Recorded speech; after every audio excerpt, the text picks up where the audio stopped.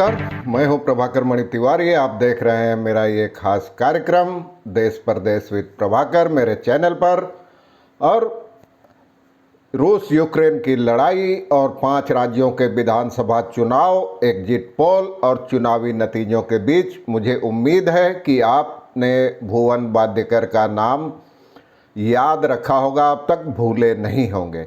जी हाँ, वही भुवन बाद्देकर जो काचा बादाम गाने पर पूरी दुनिया में मशहूर हो चुके हैं। उनका ये गाना वायरल हो चुका है और करोड़ों बार देखा जा चुका है। इस पे तमाम जानी मानी हस्तियों ने इस पे रैप बनाया है और शुरुआती संघर्ष के बाद अब इस गाने ने रातों रात भुवन बाद्देकर को इतना मशहूर कर दिया है कि इसे शब्दों में बताना बहुत मुश्किल काम है।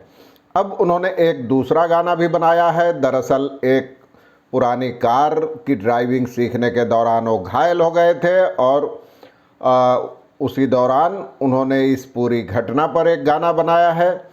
कॉपीराइट के नियमों की वजह से वो गाना मैं सुनवा नहीं पाऊंगा आपको, क्योंकि यूट्यूब ऐसा करने की इजाज़त नहीं देता।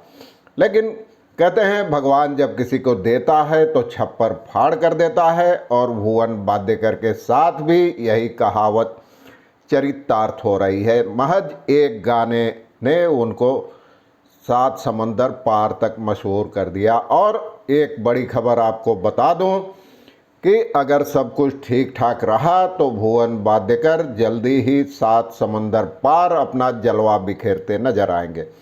देखिए आखिर तक रिपोर्ट। जचे तो चैनल को सब्सक्राइब करें, मित्रों परिजनों के साथ शेयर करें और घंटी का निशान भी दबा दें।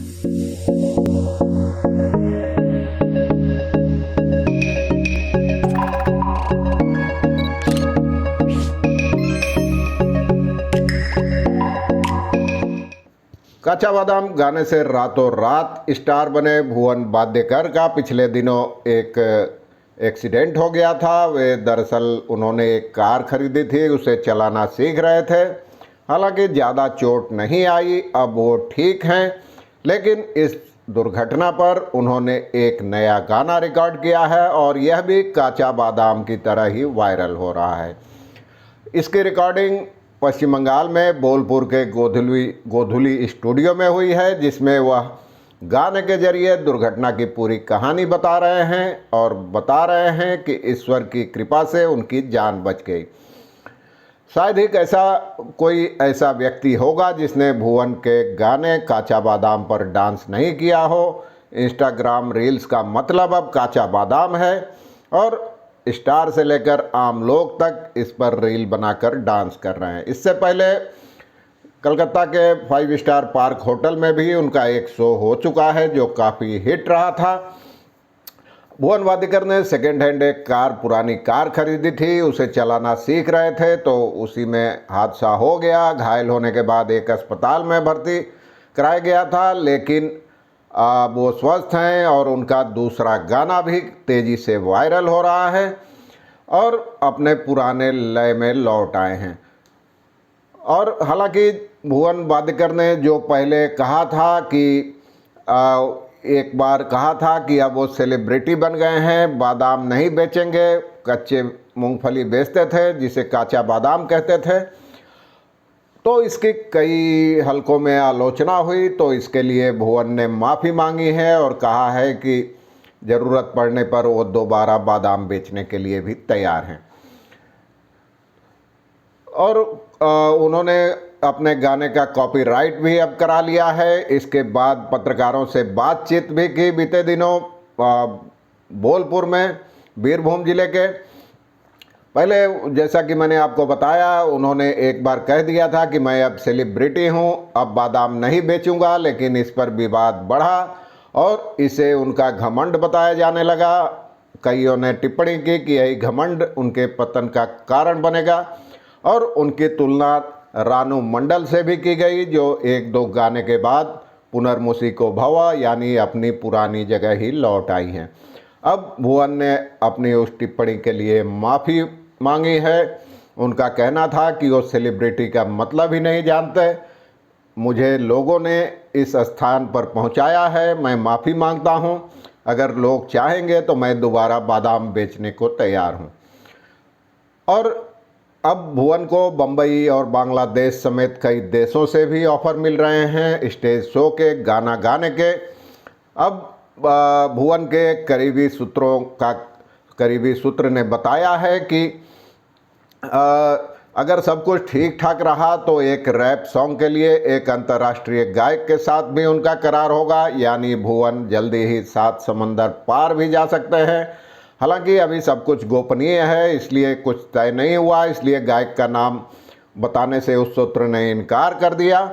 और लेकिन उसके एजेंट ने बात की थी और भुवन ने अभी इस बारे में कुछ फैसला नहीं किया है, उन्होंने सोचने के लिए कुछ समय मांगा है। अब वो अपने फ़िलहाल भावी एल्बम की तैयारी कर रहे हैं और लाइव शो की तैयारी कर रहे हैं, और कोई फैसला करने से पहले वो फूंक फूंक कर कदम उठाना चाहते हैं ताकि लंबे समय तक इस कामयाबी को भुनाते रहें। और एक्सीडेंट के कारण उनके एक आध लाइव शो भी कैंसिल हो गए थे, रद्द करना पड़ा था।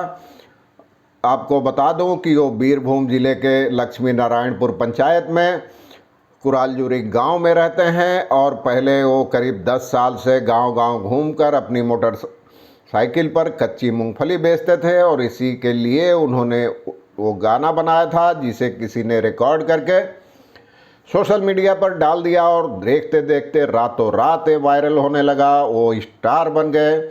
लेकिन शुरुआती दौर में किसी ने न तो उनको इसका क्रेडिट दिया और न ही उनको इसके एवज में कुछ पैसे मिले। बाद में एक कंपनी के साथ उनका करार हुआ जिसने इस गाने का कॉपीराइट उनके नाम पर कराया, और इसके एवज में उनको 2 किस्तों में कुल 3 लाख रुपए मिले। अब भुवन अपने इलाके में एक मशहूर नाम बन चुके हैं, हर जगह से उनको न्योता मिल रहा है। कोलकाता में भी उन्होंने लाइव शो किया था। तो अब वो अपने स्टारडम का या इस ख्याति का भरपूर लाभ उठा रहे हैं। तो आपको हैरान नहीं होना चाहिए अगर आने वाले समय में आप उनको 7 समंदर पार किसी मशहूर गायक के साथ लाइव शो करते हुए देखें। जब वैसा होगा मैं आपको बताऊंगा। आज के लिए बस इतना ही। धन्यवाद, नमस्कार।